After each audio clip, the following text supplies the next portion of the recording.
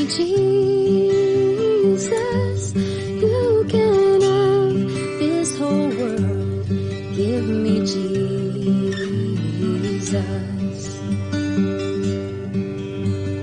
When I am alone, oh, and when I am alone, and when I am alone, give me Jesus. Give me Jesus. Give me Jesus. You can have this whole world. Give me Jesus.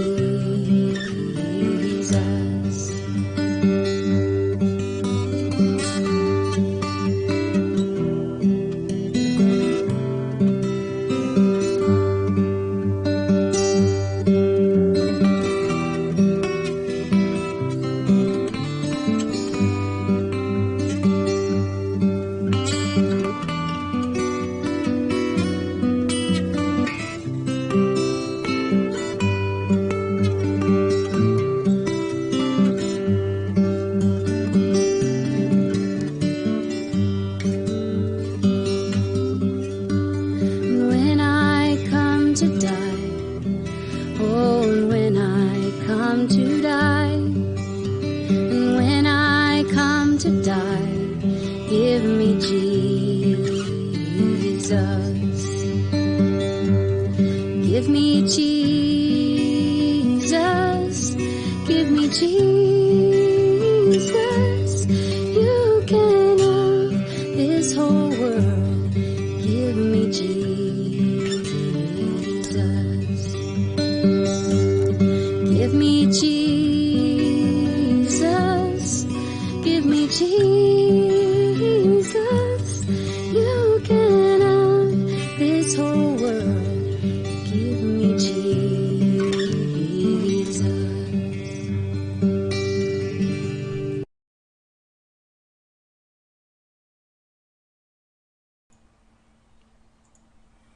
Good morning everyone, ito po ang inyong lingkod, si Pastor Well Camia po mula po dito sa Winnipeg, Manitoba, Canada para po sa ating pag-aaral ng Salita ng Diyos ngayong umaga. Welcome po muli sa Tinig ng Pag-asa. Tuesday morning dito sa Winnipeg, kumusta po kayo? Kung ako naman ang tatanungin nyo, awa ng Diyos ay okay naman po ang inyong lingkod. At isang magandang araw ng muli pagbubulay-bulay ng salita ng Diyos dito po sa Tinig ng Pag-asa, ang hatid ng inyong lingkod. Purihin po ang Diyos, meron na po tayo ngayong 41 viewers at habang tumatagal po ay medyo dumadami-dami yan. Nagtataka lang po ako mga kapatid, talaga yung iba, minsan late na yung inaabot na po. Pero alam ko po naman na marami sa inyo ang may pagsasakripisyong nanonood dahil po sa oras na ito sa Pilipinas ay ganap na pong alas 9:30 ng gabi. Dito naman po sa Canada ay 7:32 to be exact ng umaga. So marami pong salamat sa patuloy niyong pagtangkilik at dalangin ng aking puso na nakakatugon ang programa pong ito sa inyong mga katanungan tungkol sa pananampalataya at relihiyon.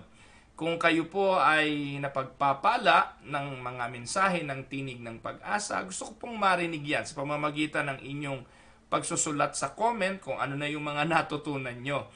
I don't need credit for whatever you learned, pero it serves as an inspiration on my part na malaman na nakikinabang po pala kayo sa mga mensahe. Pero mas maganda po kung malalaman ko kung ano yung partikular na inyong natutunan sa Tinig ng Pag-asa. Especially ngayon na tumatalakay tayo ng mga doktrina ng ating simbahan. So again, I would like to give reiteration that me personally and our church here in Canada adhere to the Reformed theology at we came from a Presbyterian background at ito po ang atin pong tinitindigan mula noon at magpahanggang ngayon. Alam niyo po, kaya po ako tumatalakay ng mga subject about the basic doctrine of faith. It is because I found it really important sapagkat sa panahon ngayon, mga kapatid, nakakalungkot na ang mga simbahan ay hindi na po tumatalakay ng mga subject tungkol sa doktrina. Alam nyo, minsan mabuti pa yung mga kulto No? Sorry, no? Pero minsan mabuti pa yung mga kulto. Primarily, sa kanilang pagtuturo ay ang kanilang doktrina. Si Eli Soriano nga namatay na, pero ang turo ni Eli Soriano mananatili sa kanyang mga tinuruan. Yung mga doktrinang tinuro ni Eli Soriano, bagamat puro taliwas po yun sa tunay na aral ng banal na kasulatan, mananatili po yun sa kanyang mga tagapakinig. Ang Iglesia ni Cristo, alam naman natin, katakot-takot na nagsasalimbayang kamalian ang mga turo ng mga yan, katulad no pagiging hindi Diyos ng ating Panginoong Jesucristo. And yet, they still going strong in terms of their doctrines. No po mga kapatid, ito po ay nakakalungkot sapagkat yung mga nagsasabing sila'y totoong simbahan, sila'y totoong mananampalatayang Kristiyano, tanungin mo kung ano ang kanilang tinitindigang pananampalataya, hindi naman maipaliwanag. Sa pagkakauso po ng mga Pentecostal at mga nagsulputang mga kabuting mga relihiyon na nagbasa lang ng Biblia at nakapagturo lang ng ilang verses ay naging pastor na, ito po ang naging dahilan sa proliferation ng ganitong mga paniniwala. Na nagiging pastor na hindi alam kung ano yung kanilang mga stand in regards to doctrine. Na hindi nalalaman kung ano ang simulain ng kanilang pananampalataya. Dapat po, alam natin kung saan tayo nagmula kasi kung hindi mo alam kung saan ka nagmula, hindi mo alam kung saan ka pupunta. At mga kapatid, kung saan ang simulain ng iyong pananampalataya, ito ang magdadala sa iyo hanggang sa dulo. And I would like to challenge those who are saying that they are Christians and they believe and adhere to the teaching of the Lord Jesus to show and teach what you truly believe by teaching the doctrines of the church. Ngayon, wala na po itinuturo ang mga simbahan kundi strategy. Strategy for what? Strategy for growth, strategy for church planting, strategy for evangelism. Hindi po ako tutol dyan. Wala pong masama yan. Pero kung ang lahat ng yan, ang mga uunahin ninyo nang hindi malinaw ang foundational faith ng simbahan, wala pong mangyayari dyan. Kasi po mga kapatid, ang foundation of faith, ito po yung pundasyon, guguho ang lahat nang ilalagay mo sa pundasyon na yan kung hindi matibay at hindi solid ang foundation. Sa pananampalataya, walang ibang foundation kundi ang Panginoong Jesucristo at ang kanyang mga turo. Pag hindi natin ito naintindihan, guho ang lahat ng estratehiya. Guguho po niya mga kapatid, at the end of the day, ito po sinasabi ng 1 Corinthians, lahat ng ginagawa natin ipagsusulit natin. Kaya ikaw pastor, ikaw man na merong pinakamaraming miyembro, ikaw man na merong pinakamalaking simbahan, anong bagay ang mananatili sa panahon ng paghuhukom? Yan bang sipag mo? Yan bang katyagaan mo? Yan bang pagpupursige mo? Lahat ng meron tayo biyaya ng Diyos. Kaya po, ibinabalik ko lang po kayo sa basic. Mga kapatid, hindi po ito bagong turo. Yung mga naririnig nyo po sa akin, walang bago dito. Ito po ang pinaniniwalaan. Nagtataka lang po ako, yung mga nagko-comment, ngayon lang po namin ito narinig, pastor. Ngayon lang po namin ito natutunan. Ang tagal ko na pong unida. Ang tagal ko na pong mananampalataya. Ang tanong, bakit? Kasi po, ang katotohanan, si pastor mo, hindi nagtuturo. Kaya po dito sa Canada, we make it a point na yung mga pastor namin dito, pangunahin ang doktrina. Pangunahin sa pagdidisipulo, sa pagtuturo, ay ang doktrina. Basic po ito mga kapatid. Hindi po ako nakikipag-away doon sa mga kung ano-ano mga pinaggagawa. Pero gusto ko pong ihamunin kayo, bago po kayo kung ano-ano, unahin nyo muna kung anong pananampalataya. Cutting edge kayo ng cutting edge. Ang doktrina nyo, sablay. Yung sistema ng cutting edge na yan, pag inilagay mo sa sablay na doktrina, sablay lahat yan.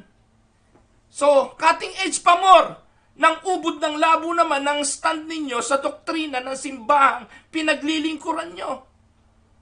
O, hindi po ako nakikipag-away, hindi ako naghahamon. Hindi ko po pinapatigil yung cutting edge ninyong ginagawa. Pero gusto ko lang pong sabihin sa inyo, yung doktrina ba na ituro nyo na? Naku po mga kapatid, nakakalungkot pero napakarami pong mga manggagawa ang nagme-message po sa akin na ipagpatuloy ko ang pagtuturo ng doktrina kasi po yung mga pastor sa Pilipinas hindi na nagtuturo nito. Ewan ko po kung yun ay totoo. O baka naman yung ilan lang na nakikiusap. Kaya po, alam nyo naman itong Tinig ng Pag-asa, it was designed for my personal devotion. But now I was challenged by those people, by those members of my church in the Philippines to preach on the doctrine. Kasi po, marami silang natututunan na ngayon lang nila naririnig. Dahil yung mga pastor ay kung ano-anong mga pinaggagawang strategy daw for growth na hindi naman alam yung basic doctrine ng faith. Kaya bago nyo gawin yung mga yan, magsitigil muna kayo, magdoktrina muna kayo para maintindihan ng mga leaders ng church kung ano ang ating sinasampalatayanan para hindi sila gaya ng gaya sa mga pastor ng G12 na kung pakikinggan nyo ang mga mensahe, wala kayong mapupulot kundi patotoo ng kanilang pagyaman at pag-asenso. Pera-pera lang huyan, mga kapatid. Kaya mga pastor ng G12, puro milyonaryo yan. Kasi po marketing ang promotion yan. Wala na pong kapangyarihan ng Espiritu Santo dyan. Puro utak na lang ng tao dahil ang pinopromote ng mga yan ay marketing of spirituality. Ewan ko naman ba't hindi nyo ito maintindihan. Hindi ko naman malaman ba't hindi ninyo maunawaan na puro effort na lang ng tao ang estratehiya ng cutting edge. Gagawa kayo ng mga goals, gagawa kayo ng mga objectives. Sino ba ang nagliligtas? Ikaw ba na nangangaral ang nagliligtas? Ikaw ba na nagmemensahe ang nagliligtas? Ang mensaheng ito, wala po itong silbi sa mga reprobate mind. Wala po itong silbi sa mga patay sa espiritu. Ang makakaunawa lang po nito ay ang mga taong binigyan ng Diyos ng pagkaunawa. Ganun po ang pangangaral ng Ebanghelyo. Pero para dito sa mga pastor ng G12 na to, sila magaling, sila mabait, sila ang mapagpakumbaba, sila ang mahusay, kaya sila ang lumalago. Di wow. Hindi po ba mga kapatid? Nakakalungkot. Pero ito na po ang trend ngayon. Lagi ko po sinasabi sa inyo, pagandahan na lang ng tugtugan, paiyakan na lang at puro emosyonal, pagandahan na lang ng mga kwento ng patotoo ng buhay. Di ba ganyan ng CCF? Maririnig nyo sino nagte-testimony. Mga sikat, Hayden ko. Yung mga sikat. Pang-attract yan Pang-attract, mga kapatid, ang testimonya ng isang patotoo ng buhay, hindi gospel yan. That is not the gospel. Pero nakaka-attract. Para kang nanood ng maalaala mo kayo Para kang nanood ng teleserye, telenovela. Naku, galing ni Hayden ko. Dating may skandal. Humingi ng tawad sa Panginoon na bago ang buhay. Maganda, emotional. And that can prepare for the gospel of the Lord. Pero that is not the gospel. Pero ang mga simbahan, pang-come on ito Come on, member namin si Sara Geronimo, member namin si Martin Ibera, si Gary Valenciano, member namin si ganito, si ganon. Para lumago nga ang simbahan, para dumami yung miyembro. Marketing ang tawag dyan. Pero mga kapatid, wala po kami miyembrong sikat. Pero ang Holy Spirit ang tumatawag sa mga mananampalataya para sila ay dalhin sa aming simbahan. That for me is enough. At pag dinala sa amin ng Diyos ang mananampalataya, tuturuan po namin ng basic doctrines of faith. Kung hindi man kami dumami, kung sino yung ipinadala ng Diyos para aming alagaan, yun po ang aming paglilingkuran. Hindi po para ako ay mag-market at kumilos ng kung ano-anong marketing strategy na alam ko na hindi naman ganon ang ipinag-uutos sa akin ng banal na kasulatan. Kaya nga po ang kinakarir ko ngayon ay ang pagtuturo ng doktrina. Ay nako, introduction pa lang ho ito. Hindi nyo pa nga alam kung ano yung tatalakahin ko ngayon. Pero naubos na po. Mahaba na po yung nasabi ko. Pero ngayon 79 na. 80 na po pala. So okay na po yan. Pwede na tayo magsimula. Magsimula po tayo ngayon sa subject na tatalakayin ko na kung saan isa sa napaka-kontrobersyal, pinag-aawayan ng mga simbahan. At ito po mga kapatid, magpahanggang ngayon sa simbahan na aking pinaglilingkuran dati sa Pilipinas ay isa sa napakatinding issue na hanggang ngayon ipinagpipilit ng iba kasi hindi nila naiintindihan kung ano ang pinagmulan ng aming pananampalataya. The basics of Reformed faith. Ang ating pong tatalakayin ay ang sakramento. Ano po? Ang Roman Catholic Church may 7 nito. Ang ibang simbahan, wala nito. Kami po, nagaling sa Reformed faith, 2 lang po ang aming sakramento. Ito po ay ang bautismo at ang banal na communion o ang Holy Communion. So, mahaba-haba pong talakayan nito, hindi ko po alam kasi aaralin natin dito bakit tayo nagbabautismo, ano at sino ang binabautismuhan, at bakit tayo nagbabautismo ng bata, at kung ano-ano pa. Kaya po, basic muna tayo ngayon. We will be discussing baptism. At kung ito po ay hindi pa ninyo natatalakay at ngayon lang, baka kayo mga nagpabautismo na hindi nyo naintindihan ba't kayo nabautismuhan, maybe this is the moment for you to understand what baptism is. Na po? So, ang sabi po ng talata, Matthew 28:19-20, before our Lord Jesus ascended into heaven, He left His disciples with the following command. Ano daw po yun? Ang sabi ng Panginoon, go therefore. Actually, yung mga huling habilin, gusto ko lang pong sabihin, nandito po yung mahalagang mga bagay na dapat nating tandaan. Sa mga huling habilin, makikita yung naisin noong nagbibilin na mangyari sa kinabukasan at sa future. Sabi po rito ng Panginoon, go therefore and make disciples of all nations, baptizing them in the name of the Father and of the Son and of the Holy Spirit, teaching them to observe all that I have commanded you. And behold, I am with you always to the end of the age. Ayan. So ito po yung utos ng Panginoon. Based upon this word of the Lord, or what we call right now the Great Commission, it is now the mission of the Church of the Lord to go into the world. It is mandated by the Lord. That is evangelism. That is preaching of the gospel.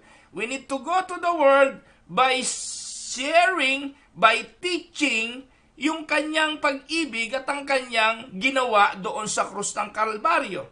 Ang sabi ng Panginoon, preach the gospel and make disciples of all nations. Ginagamit naman po ito ng mga G12, no? Ito nga yung basihan nila eh. Kaya nga po lagi nila sinasabi, huwag kayong pumirme, lakad tayo rito, gawin nating mga alagad.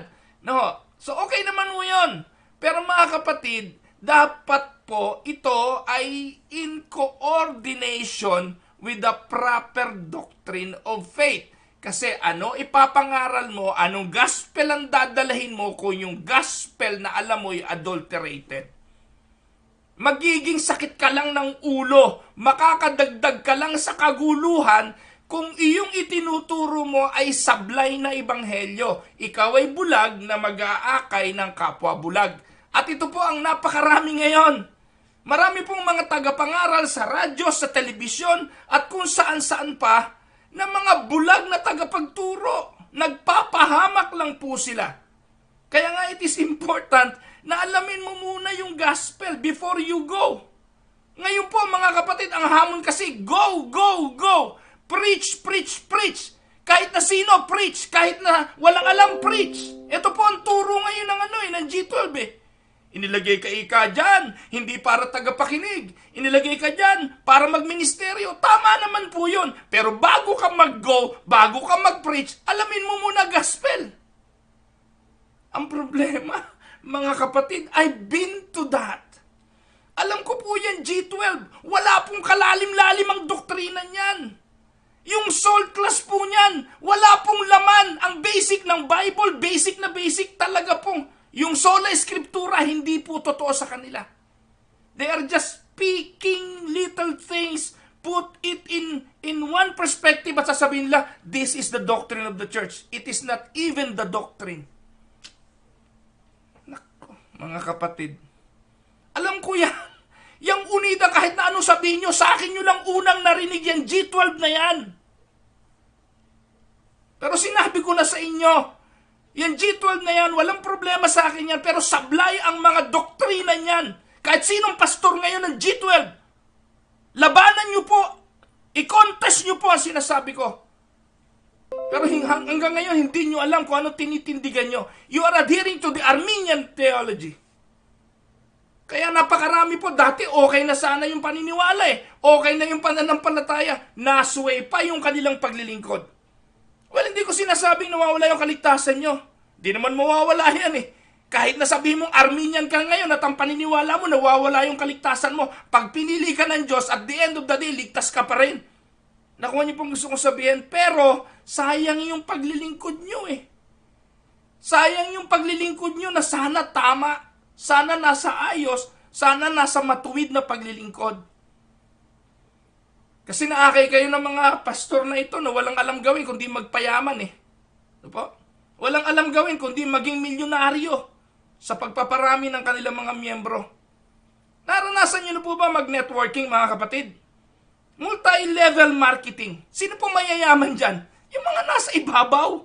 Sa simbahan ganun din. Huwag kayong magpaghamit. Networking yan. Yung pong mga nauna, mayayaman na po yun. Yung pong nasa ibabaw, mayayaman na yun. Eh, kayong nasa laylayan. Ano pong nangyayari? Franchise po. Religious franchise. Balik tayo ulit sa topic natin.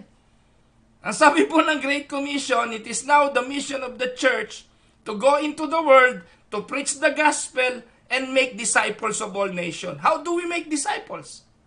Now, ito, basic. How do we make disciples? Sino po ang ididisipulo mo, mga kapatid? Sino ididisipulo mo? Ang Panginoong Hesukristo, mga kapatid, ang dinisipulo niya ay mga binautismuhan. That is the reason why we baptize them in the name of the Triune God.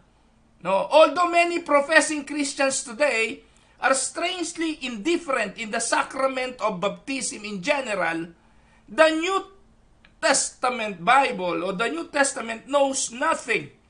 Wala pong nalalaman ng Biblia o walang nakasulat sa Biblia na taong nanampalataya sa Panginoon na hindi binautismuhan. Maliban sa isa.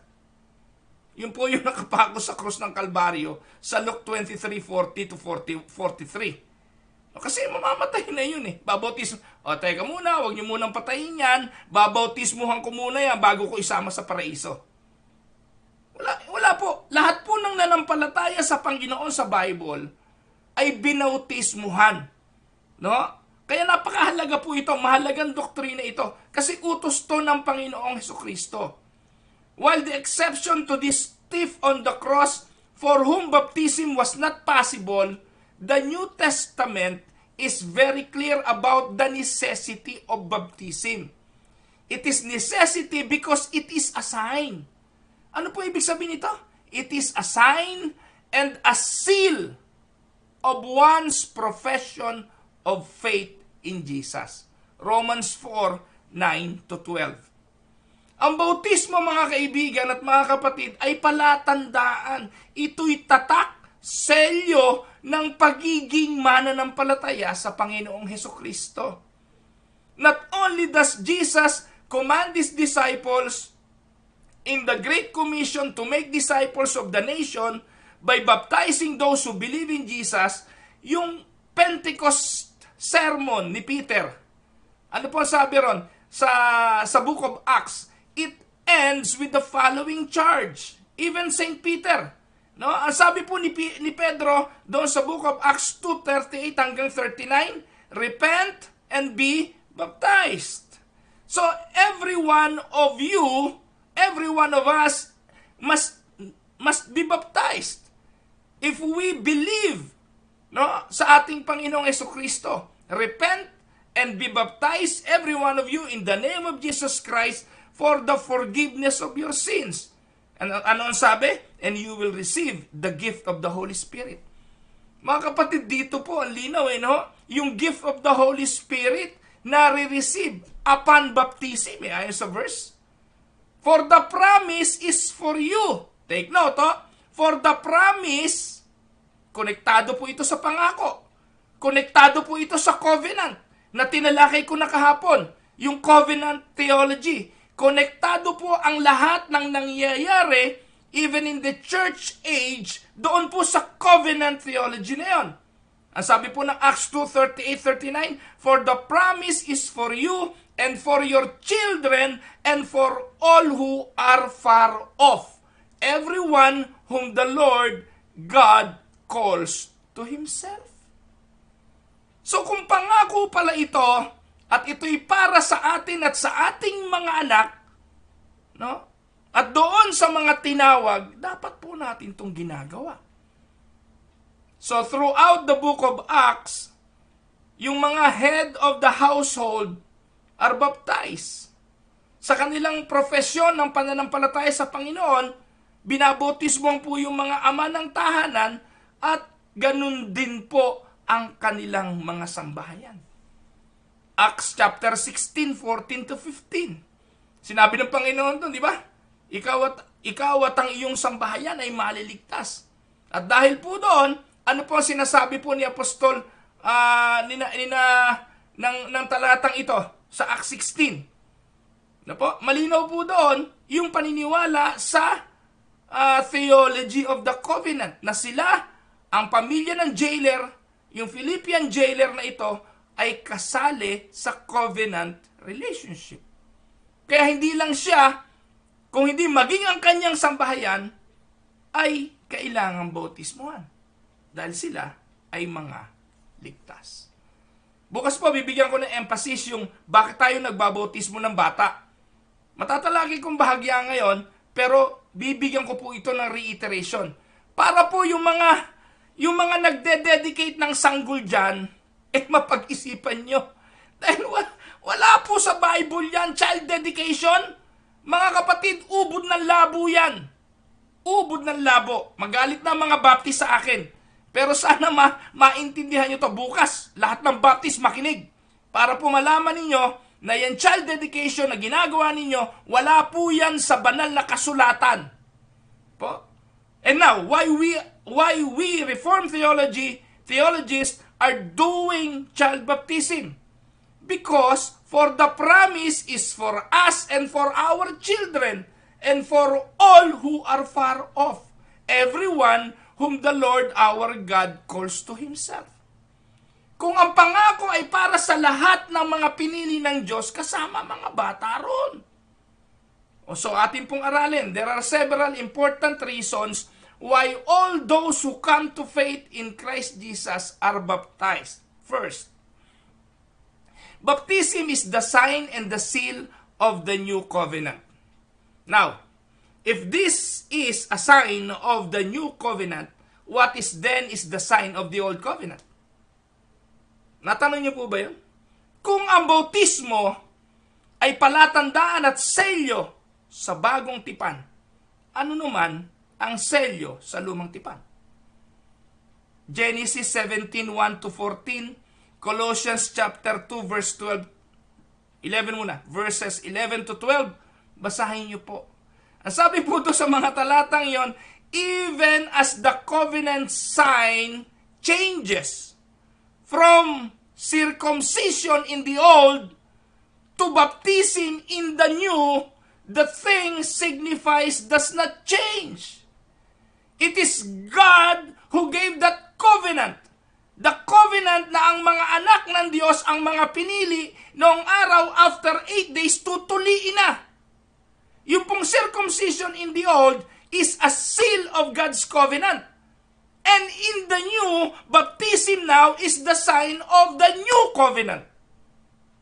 Kaya importante mga kapatid, importante na ginagawa ito kasi part ito ng covenantal relationship of God. Ngayon, ang tanong, nung araw, tinutuli nga yung sanggol dahil sila'y bilang tanda. Hanggang sa pagtanda na, di ba? Di ba? Alam nga naman, tuliin ka pag matanda ka na. Kaya po doon sa Bible, in the Old, Tinutuli po 8 days. Why? Mayroon puro scientific explanation yun. Pero ang point dito, sa batang gulang ng sanggol, binibigyan na sila ng tanda na ito ay Israelita, ito ay Hudyo, ito ay chosen people, ito ay chosen person, ito ay pinili ng Diyos. Ngayon, ang katulad nito sa bagong tipan ay ang tatak ng bautismo. Bakit hindi mo isasama yung bata? Kung ito ay tatak sa mga pinili, ang sasabihin siguro ninyo, pastor, paano natin malalaman kung ang bata ay pinili? May katuwiran, ano po? May katuwiran. Mga kapatid, ang tanong, paano mo naman malalaman kung sino totoong pinili? Pastor, di siyempre magpapahayag ng pananampalataya sa Panginoong Hesukristo. Ang tanong, sigurado ka ba? Kung ikaw ang nagbabautismo, sigurado ka ba na lahat ng nagpapabautismo na nagsabing nananampalataya kay Hesukristo ay totoong pinili? Hindi po natin malalaman yon. Wala po tayong alam doon. Ang nakakaalam lang nito, walang iba kundi ang Diyos. Napakarami pong nabautismuhan na hindi naman totoong ligtas. Marami pong nagpabautismo nang hindi naman talagang nananampalataya. Yung sanggol, in the same manner, ganun din. Hindi rin naman natin alam kung ito talaga'y pinili o hindi pinili. But nevertheless, if they belong to the household of faith, kabilang sa pamilya ng mga mananampalataya, binabautismuhan din po natin sila. So ito po yung ating paniniwala. And this is why the Reformed Christians contend the children of believers are to be baptized, since the children of believers too are members of the covenant of grace. Kung yung kanilang mga magulang kabilang dun sa covenant na yon, yung mga bata hindi. 1 Corinthians 7:14. If our children are indeed members of the covenant of grace, how can the sign and the seal of that covenant be denied to them? And this fits with Jesus' attitudes towards children as members of the kingdom of God. Sa Luke 18:15, 17, hindi niya pinipigil yung mga bata na lumapit. Ano sabi ng Panginoon? Sapagkat malibang mga situlad kayo sa mga batang ito, hindi kayo papasok sa kaharian ng langit. And Jesus explains the presence of baptism in the New Testament, baptism of household in the New Testament. Napakarami po sa Biblia na binautismuhang pamilya. Mga pamilyang binautismuhan. Acts 16:15, Acts 16:33, 1 Corinthians 1:16. Ngayon, kung ikaw naman ay marunong mag-isip, binautismuhan yung pamilya, ano yon, walang bata? Tinawag pang pamilya. Ano yon, walang sanggol? Binautismuhan yung pamilya, ano yon, tatay at nanay lang? Pamilya ba tawag doon sa mag-asawa? Even in English Bible, even in the translation in English, it is called household. Hindi naman mahirap intindihin yon, mga kapatid. Kung may nabautismuhang pamilya sa banal na kasulatan, ano tawag natin doon? Mag-asawa lang? No? Pero ihanap niyo po ako kahit isang verse sa New Testament nang nag-dedicate ng sanggol. No, nag-dedicate ng kanilang sanggol. Pag may nakita po kayo, wow. Ito po yung pinipilit. Alam niyo po, mga kapatid, lungkot na lungkot ako. Sa Pilipinas po, ang stand ng UNIDA sa Pilipinas, makinig po kayo mga UNIDA, ang stand natin sa Pilipinas, nagbabautismo tayo ng sanggol. Bautismo ang tawag natin. Pero yung mga taliwas na pastor, mga pastor na hindi nakakaunawa ng covenantal theology, ngayon ang tawag nila dedication. Huwag nyo namang pahirapin yung aming trabaho. Pinahihirap nyo yung trabaho namin Kasi nahihirapan pa kami magpaliwanag dahil kayo nasa posisyon. Kayo may mataas na posisyon. Kayo yung mga pinakikinggan. tapos magde-dedicate kayo ng sanggol, di pinahihirapan nyo yung mga trabaho namin nasa tamang doktrina. Pinagpipilitan nyo child dedication. Wala naman yan eh. Hindi dapat nangyayari yan. At kung narinig mo to, pastor, alam ko na, pinakikinggan na ako ngayon ng direktoryo eh. Pinakikinggan na rin ako ng mga generales. Sino mang pastor na mag-dedicate ng sanggol at miyembro ng unidang pastor, mag-resign ka na. Pinasasakit niyo ulo namin eh. Hindi yan ang doktrina. At tingnan ninyo, eto pa. Pipilitin ninyo na ang bautismo ay lubog. Pinipilit ninyo na maglubog ng bautismo. Hindi nyo po ba nakikita na ang saligang batas natin at ang ating doktrina magkakahanay? You cannot just take one and leave the other. Kung nagbabautismo ng bata, at ngayon ikaw, ang mode ng baptismo ay gagawin mong lubog, paano mo ngayon pagtatamain ng dalawang doktrina? Ilulubog mo rin yung sanggol? Ang mode of baptism ng unida, kahit na nung araw na aking nakamulatan, buhos, sprinkling, kasi magkakakonekta nga po yan. Nagbabautismo tayo ng bata, binubuhusan lang natin. Yung matanda, nagbabautismo tayo, bubuhusan lang din natin. Merong mga moves sa direktoryo, meron pa sa national, sa asamblea, ipinagpipilitang gawing lubog ang bautismo. Naku naman, ito'y bunga ng kamangmangan sa doktrina. Pag naglubog kayo, ano gagawin sa sanggol? Ay, tanggalin na ho na, sabihin nila, tanggalin na ho natin ang bautismo ng sanggol at gawin na lang nating child dedication. Patay na. Hindi na po tayo unida. Tayo po mga kapatid ay Arminian, Theologians, Baptist, nilamo na po tayo ng doktrina ng iba. Mga kapatid, hanggat ako po'y pastor, kayo po na mga unida sa Pilipinas, masasaktan kayo sa aking mga pastor kayo, kahit pa kayong mga nasa direktoryo, kapag hindi nyo iniayos ang mga maling pinaggagawa ninyo in terms of our doctrines.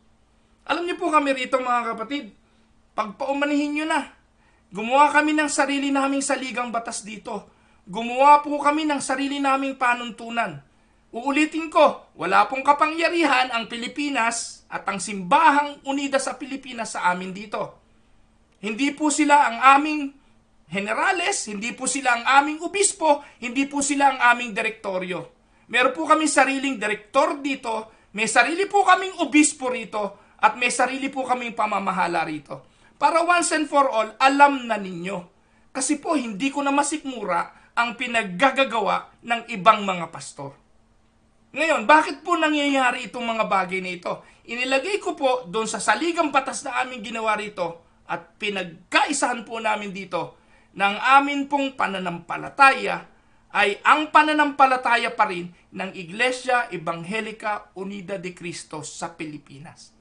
Kasi po, ang ayon sa saligang batas, walang pwedeng mabago sa doktrina at pananampalataya ng Iglesia Evangelica Unida de Cristo. It was secured.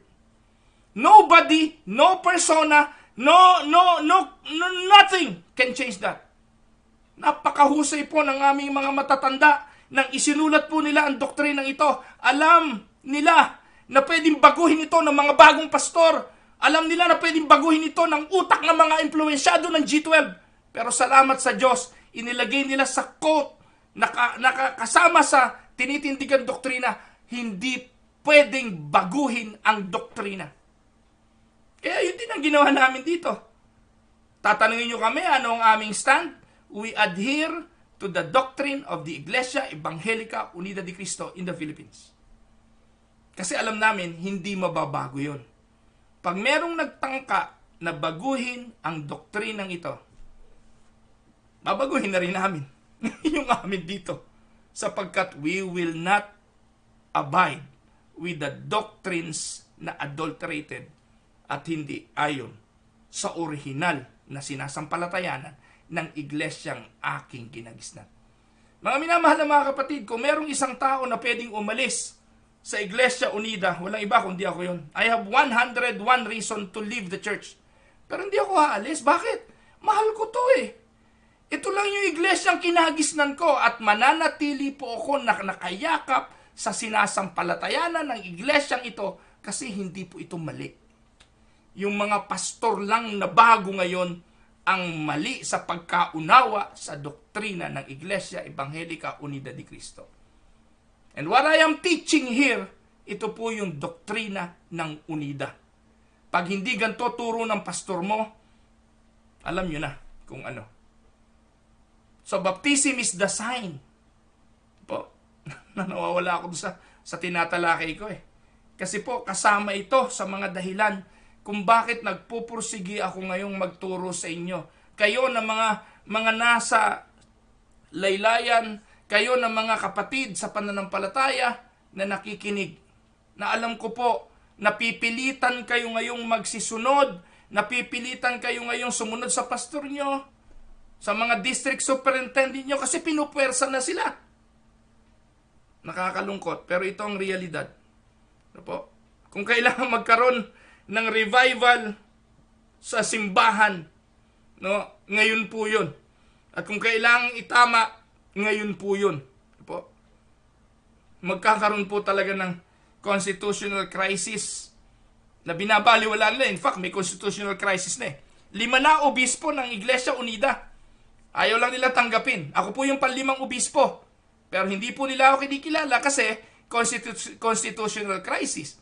Kaya status ko po yan habang panahon na ganyan po yan. No? Yung 4 na obispo dyan, pag namatay naman yung mga yan, papalitan kahit sino mamatay dyan, papalitan niya ng isang obispo. Ay papalit dyan, galing pa rin dyan. Ako po, kailanman ay hindi magiging obispo dahil sa saligang batas ng Pilipinas ay kailangan ako'y naging general, naging gensut. So mga kapatid, ako po ay illegal bishop sa saligang batas ng Pilipinas. Hindi po nila gagalawin yan. Hindi po nila intensyong baguhin ang saligang batas. Wala silang plano. Pero ang malungkot nito mga kapatid, wala silang planong baguhin ang saligang batas dahil kahit may constitutional crisis na ngayon, pero yung doktrina na tinitindigan ko, iyon naman ang pinipilipit nilang baguhin ng baguhin para magsuwak sa kagustuhan nila. Ngayon, kayo na magsabi kung sino ang matuwid. Second, sa bautismo, we are identified with Jesus Christ. We are identified in His death. We are identified in His resurrection. Bilang mga covenant people, bilang mga taong pinili ng Diyos, dapat tayong ma-identify sa ating Panginoong Hesukristo. Romans 6:3 and 5. At paano tayo ma-identify sa Kanya? Sa pamamagitan ito ng bautismo. Kaya lang, sasabihin nyo siguro, pastor, sabi mo kanina, hindi naman lahat ng binautismo ang ligtas. Tama kayo. Kasi nakakaalam lang naman nun Diyos. So wala naman ding niloloko yung taong yun, kundi ang Diyos. Pero tayo bilang nagbabautismo, halimbawa ako bilang pastor, paano ko namang hindi babautismuhan? Hindi ko naman alam. Nagpahayag ng pananampalataya, di aking bautismuhan, ipapaliwanag ko lang sa kanya na ang bautismong ito, kapatid, ay identification mo sa kamatayan at pagkabuhay ng ating Panginoong Hesukristo. Sabi po yan ng Biblia sa Romans 6:3 and 5. Sabi ni Pablo, do you not know that all of us who have been baptized into Christ were baptized into His death? We were buried therefore with Him by baptism into death, in order that just as Christ was raised from the dead by the glory of the Father, we too might walk in newness of life. For if we have been united with Him in a death like His, we shall certainly be united with Him in resurrection like this. Similarly, in Galatians 3:27-28, the Apostle Paul ties baptism to our identification with Christ. Ang sabi po niya, for as many of you as were baptized into Christ have put on Christ. There is neither Jew or Greek, there is neither slave nor free, there is no male nor female, for we are all one in Christ Jesus. So to be baptized is to put on Christ as one puts on new clothes. And baptism unites us to Jesus Christ in His death and in His resurrection. Sa pamamagitan ng bautismo, nagbibihis tayo ng bagong kasuotan. Na-identify tayo sa Panginoong Jesucristo sa Kanyang kamatayan at sa Kanyang pagkabuhay. Take note mga kapatid, hindi po binabanggit dito sa Romans chapter 5 o chapter 6 verse 3 to 5 yung mode of baptism. Ito naman ginagamit ng mga baptist. Sa pamamagitan daw ng bautismo, tayo'y nalibing at nabuhay na. Yung mode daw ang pinag-uusapan. Mga kapatid, identification ang pinag-uusapan doon, hindi mode of baptism. Konting exegesis naman, no? Konting hermeneutics naman. Hindi po mode ang pinag-uusapan diyan kung hindi yung identification to the Lord Jesus Christ. Pangatlo, we must distinguish between the sign and the thing signified. Hindi po natin dapat po maintindihan natin ano ba importante nito, yung tubig o yung simbolo ng tubig. So, minsan kasi, ang binibigyan ng emphasis ay tubig. Kung maglilinis din lang daw, di dapat lubog na para lahat malinis. Mga kapatid, walang kinalaman yung tubig. So, the thing that the water signifies are forgiveness of sin. The scripture do speak of baptism as the bath of regeneration. Well, sabi naman ng mga Baptist dyan sa Titus 3:5, meron ba naligo ng ulo lang ang pinaliguan? Bakit to? Kayo ba, hindi nyo pa naranasan yon? Na dahil ginigino kayo, ayaw yung maligo, ulo lang ang niliguan nyo. Ako po, madalas ginagawa ko yun eh.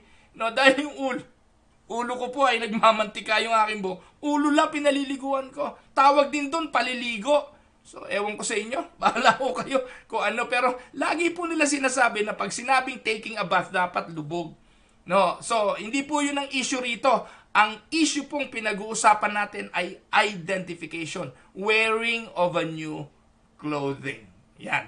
So, regeneration is everywhere attributed to the sovereign work of the Holy Spirit. Ang regeneration, gawain nyo ng Holy Spirit. And not to the mere presence of water through baptism. Tandaan po natin ang regeneration ay pagkilos ng Espiritu Santo. Hindi tayo na-regenerate dahil tayo ay nabautismuhan. Meron po kasi, iba po yun. No? Yung ibang mga relihiyon, no, wag natin banggitin. Pero yun, yung bautismo, sa oras na binabautismuhan ka, doon nangyayari ang regeneration. Hindi po ganun ang turo natin. Regeneration happens, the born-again experience happens, kaya po tayo nagbabautismo. Not the other way around. So, claiming God's covenant promise by faith, we believe with all our hearts that the baptized adult or children of a believer is indeed regenerate and has been washed in the blood of Christ for the forgiveness of sin. Yun po yung ating pananampalataya. Nananampalataya tayo because of the covenant promise by faith. Tingnan po ninyo, tinalakay ko hapon yung covenant of grace, yung covenant theology. Bakit po naligtas ang mga Old Testament believers? Dahil sila yung nanampalataya. Saan sila nanampalataya? Nanampalataya sila sa pangakong tagapagligtas. From the past, they believe in the future. They have faith. Sola fide. It is the faith that saves. Right? Hindi po mabuting gawa. Wala pong ginawa. Hindi po si Noe naligtas dahil sa gumawa siya ng arko. Hindi po si Abraham naligtas dahil gumawa siya ng mabuting bagay. Naligtas po sila sa kanilang pananampalataya. Saan sila nanampalataya? Nanampalataya sila sa promised Redeemer, who is Christ. From the past to the present, to the future. While tayo naman in the new covenant, ito yung tinatawag na covenant of grace, nanampalataya tayo something from the future going back to the past. Kasi, kailan ba nangyari yung kamatayan ng Panginoong Jesucristo? Kaya yung krus ni Kristo, pinagtagpo ang luma at ang bagong tipan. Yung mga nasa luma, nakatingin sa future. Yung mga nasa bago, nakatingin sa past. Naintindihan niyo po ba sabi ko? Ngayon, mga kapatid, because of that promise covenant, of faith. Because of the covenant of faith. Naligtas po tayo. At yung mga mananampalataya in the old, naligtas.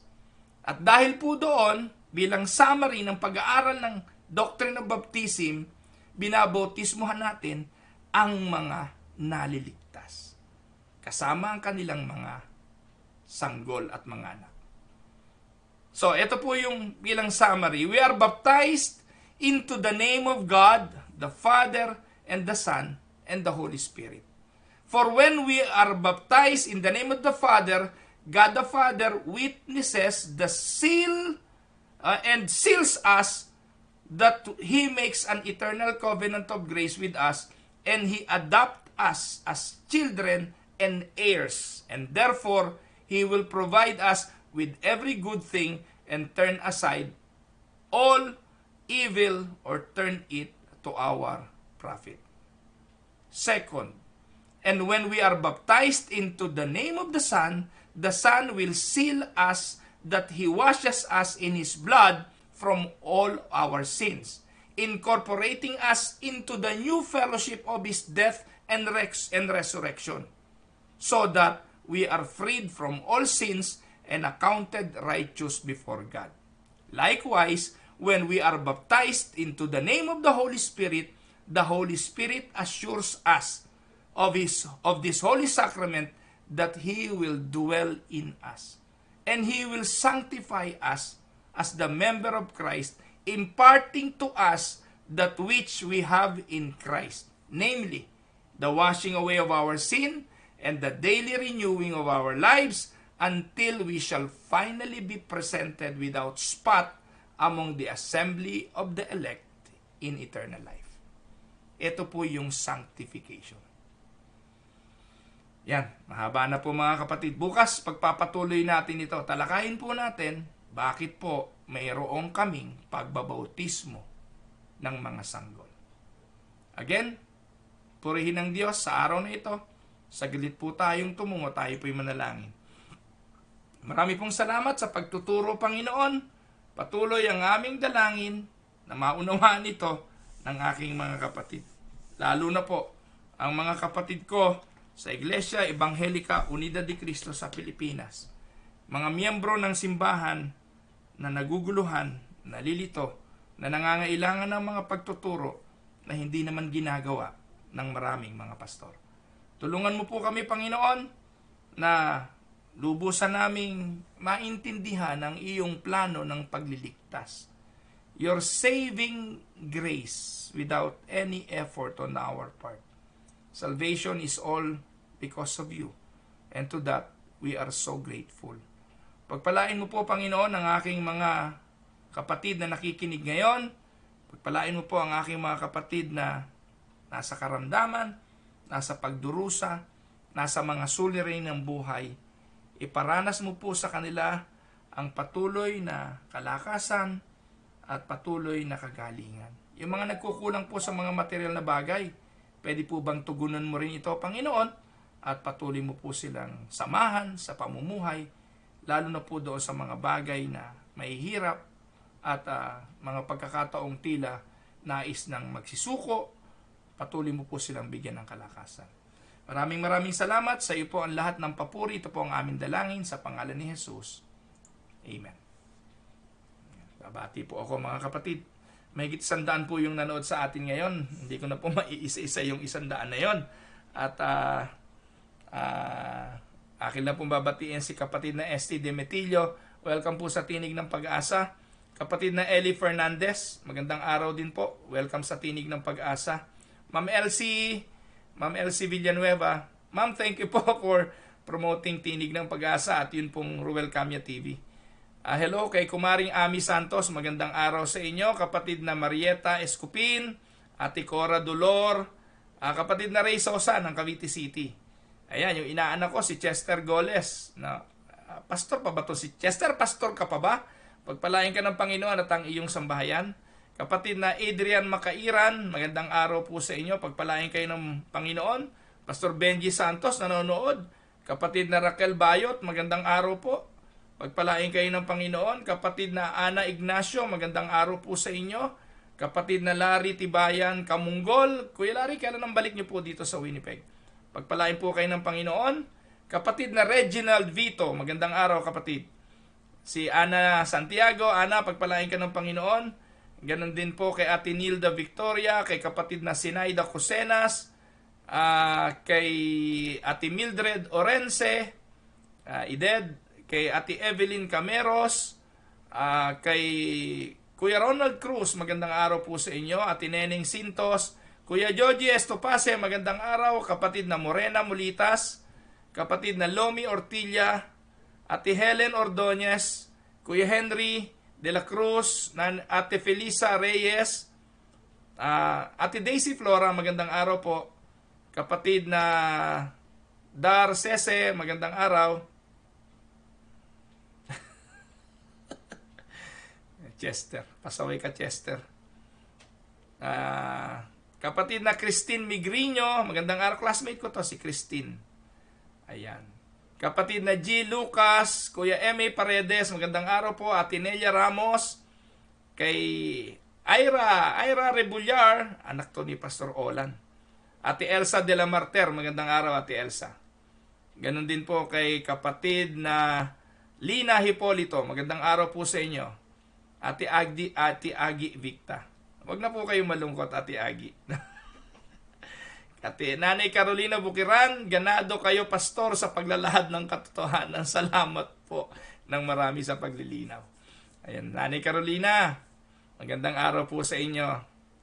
Ate Ina Bartolome, magandang araw. Kapatid na Elizabeth Aguinaldo, ngayon na ho ang panahon ibalik ang purong doktrina ng UNIDA. Ate Beth Aguinaldo. Salamat po Ate Beth. Ayan. Ate Mirna Sinfuente, kapatid na Maylin Villanueva, kapatid na Lani Tulagan, kapatid na Ate Louie Calitis, Ate Cora Dolor, Kuya Eric Maynes, Bernadette Causaren, kapatid na Miriam Galvan, Tita Mayra Paredes Libertino, Kuya Larry Montillano, kapatid na Marieta Escopin, Nanay Elong Santarin, Nanay Belen Ulaes, Ate Marie Cruz, Ate Delia Magkawas, and Kuya Ban, kapatid na Randy Causaren, Ate May Capillar, Pastor Albert Lopez, kapatid na Jerry Ulaes, Ate Ellen Gonzales at Kuya Monching Gonzales, kapatid na Emma Barcenas, kapatid na Primo Olano, at marami pa kong iba. Yung pong iba hindi ko na nabate. Sino Kuya Noel Lapo, sina Ate Ading Hinido, yung mga nasa una po, sino pa ba? Sina Ate Mirna Sapitan, yung mga nasa Amerika, mga kapatiran natin sa Amerika. Lalo na po mga kapatid, yung mga matagal nang umalis. No? Alam niyo po, isang araw, kausap ko si Eric, kapatid na Eric Pacifico. Ang tagal-tagal na raw niya dati sa simbahan. Talagang hindi niya po naiintindihan kung ano yung mga pinagtuturo. Alam niyo po kayong magagalit mga kapatid. No? Kung ito pong tinuturo ka mali, edi i-refute po ninyo. Yung mga pastor sa Pilipinas, kung mali po ito, edi sabihin nyo yung tama. Turo nyo yung tama. Kung hindi po ito ang tama at hindi ito ang doktrina natin, edi turo nyo yung tama.